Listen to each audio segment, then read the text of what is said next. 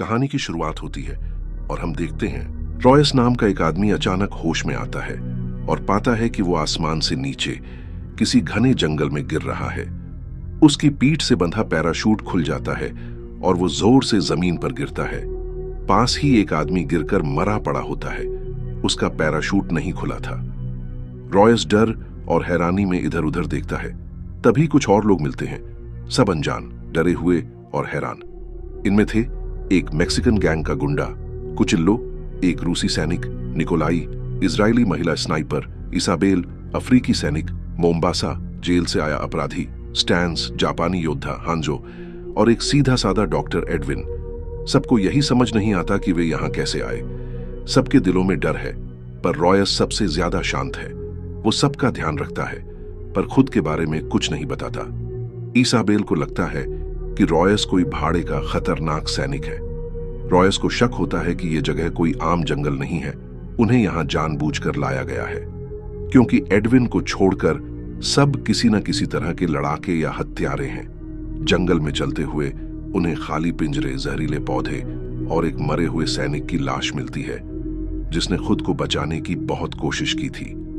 Edwin उस जहरीले पौधे से थोड़ा जहर अपने चाकू पर जमा कर लेता है। जब सब एक ऊंचे टीले पर पहुंचते हैं तो आसमान देखकर सब दंग रह जाते हैं। ये धरती का आसमान नहीं है।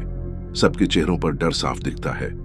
रॉयस गहरी सांस लेकर कहता है, अब हमें एक नया रास्ता सोचना होगा। जंगल में चलते हुए अचानक उन सब पर अजीब और डरावने 4 पैरों वाले एलियन जानवरों का हमला हो जाता है। सब घबरा जाते हैं, लेकिन जैसे तैसे अपनी जान बचाकर भागते हैं। इस हमले के बाद रॉयस एक डरावना सच समझ जाता है। ये जगह एक शिकार का मैदान है और उन्हें यहाँ किसी ने शिकार बनने के लिए भेजा है। कोई खतरनाक शिकारी उन्हें एक एक करके मार रहा है, जैसे इंसान जंगल में जानवरों का शिकार करते हैं। तभी उन्हें कुचिल्लो की आवाज सुनाई देती है। वो मदद के लिए चिल्ला रहा होता है। सब भागकर वहां पहुंचते हैं, लेकिन जो देखा वो और भी डरावना था। कुचिल्लो मर चुका था और कोई उसकी आवाज की नकल करके उन्हें जाल में फंसाने की कोशिश कर रहा था। उसके चारों ओर छोटे छोटे धातु के छल्ले बिछे होते हैं, एक शातिर जाल। डर और सदमे के बीच वे उस रास्ते पर जाते हैं जहां से जानवरों के पैरों के निशान दिखते हैं। चलते चलते वे एक अजीब सी जगह पर पहुंचते हैं, एक शिकारी का अड्डा। वहां एक खतरनाक एलियन प्रीडेटर को जंजीरों में बांधकर रखा गया था, जैसे कोई और उससे भी बड़ा शिकारी उसे कैद में रखे हो। अचानक 3 और बड़े और ज्यादा खतरनाक प्रीडेटर्स उन पर हमला कर देते हैं। लड़ाई में मोम्बासा मारा जाता है। सबके दिल दहशत से भर जाते हैं, लेकिन बाकी लोग किसी तरह भाग निकलते हैं। छिपने के दौरान इसाबेल सबको एक चौंकाने वाली बात बताती है। उसने इन प्रीडेटर्स के बारे में पहले सुना था। 1987 में ग्वाटेमाला के जंगल में एक स्पेशल फोर्स टीम पर ऐसा ही हमला हुआ था और सिर्फ एक सैनिक जिंदा बच पाया था। वही कहानी सरकारी रिपोर्ट में दर्ज है, एक ऐसा शिकारी जो इंसानों का शिकार करता है। अब सब समझ जाते हैं कि ये कोई सामान्य जंगल नहीं, ये मौत का खेल है और वे इसमें फंस चुके हैं। चलते चलते समूह को एक नया इंसान मिलता है, नोलैंड।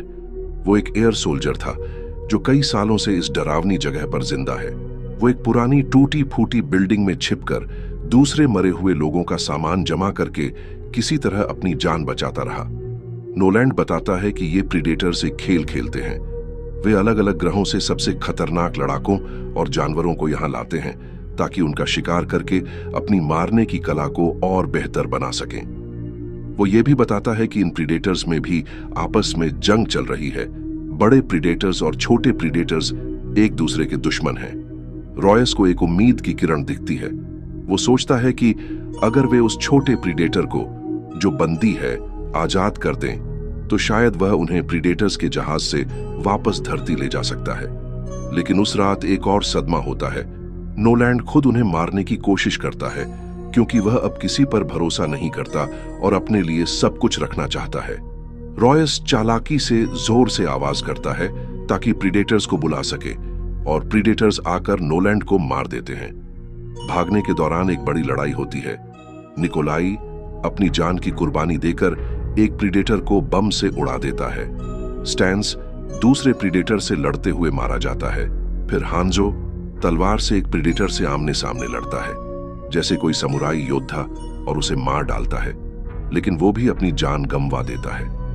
अब टीम बहुत छोटी रह गई है, थकी हुई, डरी हुई, लेकिन जिंदा, और अभी भी बच निकलने की उम्मीद बाकी है। एडविन, रॉयस और इसाबेल जब प्रीडेटर के अड्डे की ओर जा रहे होते हैं, तभी एडविन एक जाल में फंसकर घायल हो जाता है। रॉयस कहता है कि उन्हें उसे छोड़कर आगे बढ़ना चाहिए, लेकिन इसाबेल इनकार कर देती है। वो उसे अकेला नहीं छोड़ सकती।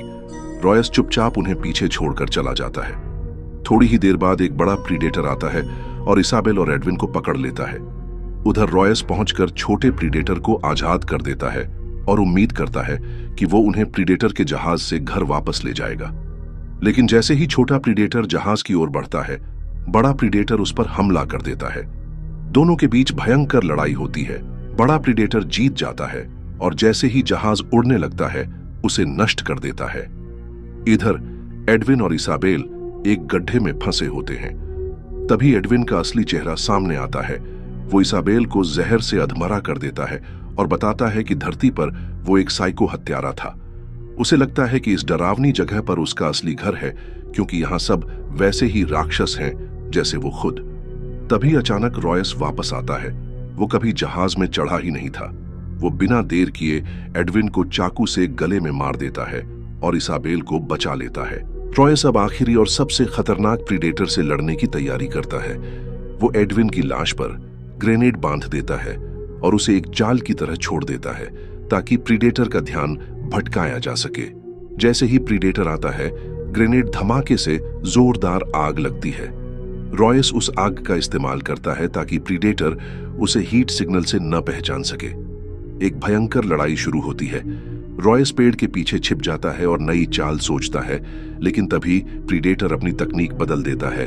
अब वो रॉयस की धड़कनों को ट्रैक करता है और फौरन उसे ढूंढकर हमला कर देता है। प्रीडेटर रॉयस को मारने ही वाला होता है कि तभी इसाबेल, जो अब भी जमीन पर अधमरी पड़ी है, अपने हाथों से खुद को घसीटती हुई अपनी स्नाइपर राइफल तक पहुंचती है। आखिरी ताकत जुटाकर वो प्रीडेटर को गोली मार देती है और रॉयस को बचा लेती है। रॉयस उठ खड़ा होता है और एक धारदार कुल्हाड़ी से प्रीडेटर का सिर काट देता है। लड़ाई खत्म होती है। थोड़ी देर बाद रॉयस और इसाबेल जमीन पर बैठकर थके हुए और जख्मी हाल में सांस लेते हैं, लेकिन जिंदा होते हैं। तभी वे आसमान से फिर से नए लोगों को जंगल में गिरते हुए देखते हैं। ये खेल फिर से शुरू हो रहा है। रॉयस शांत लेकिन दृढ़ आवाज में कहता है, हमें यहां से निकलने का और कोई रास्ता ढूंढना होगा। वीडियो अगर अच्छी लगी हो तो वीडियो को लाइक कर देना, और अगर ऐसी और वीडियो देखना चाहते हो तो चैनल को सब्सक्राइब कर देना। दोस्तों, जब आप वीडियो को लाइक करते हो तो हमें मोटिवेशन मिलता है और हम और वीडियो बनाने के इच्छुक होते हैं।